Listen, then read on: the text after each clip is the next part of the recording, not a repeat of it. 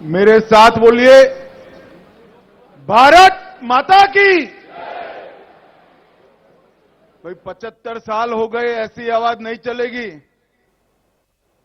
सारे लोग यहां से पूरे देश में आवाज जानी चाहिए। आज हैदराबाद मुक्ति दिन है। मेरे साथ दोनों हाथ उठाइए।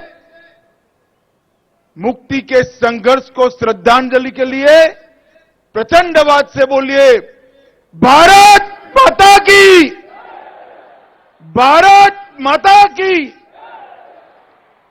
मंच पर उपस्थित मेरे मित्र और साथी मंत्री, तेलंगाना भारतीय जनता पार्टी के अध्यक्ष श्रीमान जी किशन रेड्डी जी, भारत सरकार के गृह सचिव श्री अजय कुमार भल्ला जी, संस्कृति मंत्रालय के भारत सरकार के सचिव श्री गोविंद मोहन जी, निर्देशक आसूचना ब्यूरो श्री तपन डेका जी,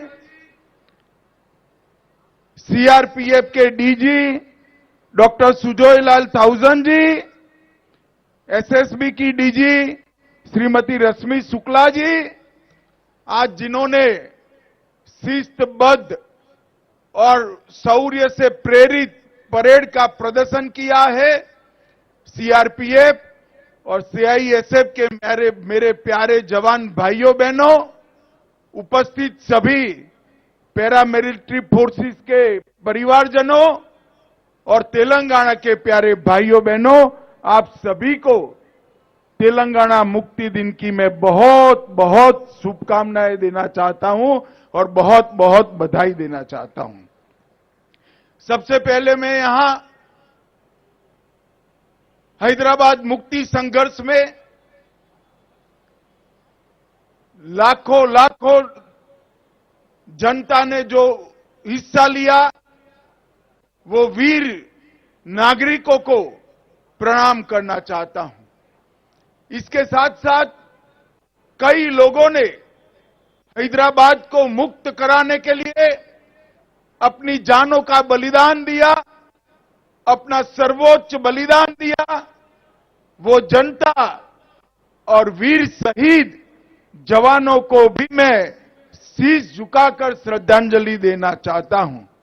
और आज तेलंगाना, कल्याण कर्नाटक और मराठावाड़ के ये विशाल क्षेत्र को भारतीय संघ में विलय करने के लिए जिनकी प्रमुख भूमिका रही, वो सरदार पटेल को भी मैं बहुत श्रद्धा के साथ नमन कर कर मेरी बात की शुरुआत करना चाहता हूं।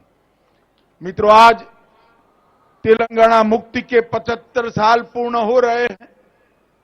मैं कोई झिझक के बगैर कहना चाहता हूं कि महापुरुष, लोह पुरुष सरदार पटेल न होते तो तेलंगाना को इतनी जल्दी मुक्ति नहीं मिलने वाली थी।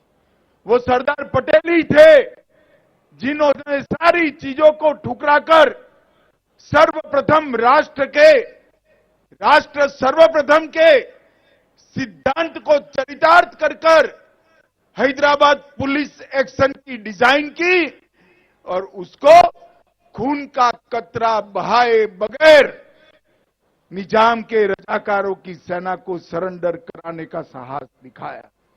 सरदार पटेल और केएम मुंशी की ये युति ने, ये जोड़ी ने तेलंगाना क्षेत्र के, कर्नाटक के बीदर क्षेत्र के और मराठावाड़ा के विशाल क्षेत्र को हमारे महान देश के साथ जोड़ने का काम किया।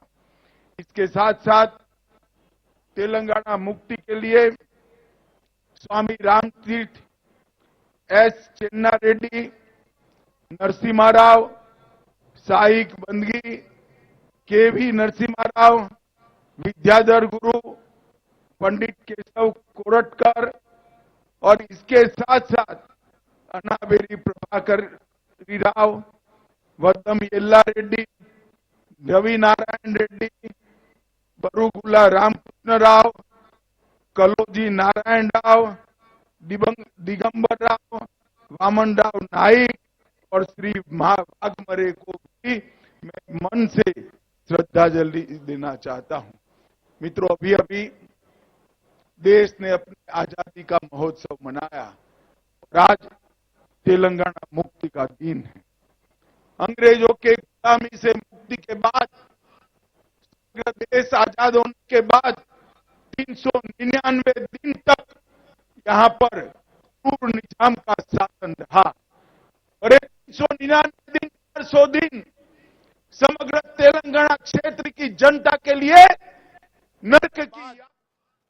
समग्र देश आजाद होने के बाद 399 दिन तक यहां पर क्रूर निजाम का शासन रहा और ये 399 दिन, 400 दिन समग्र तेलंगाना क्षेत्र की जनता के लिए नरक की यातनाओं से भी कठिन दिन थे।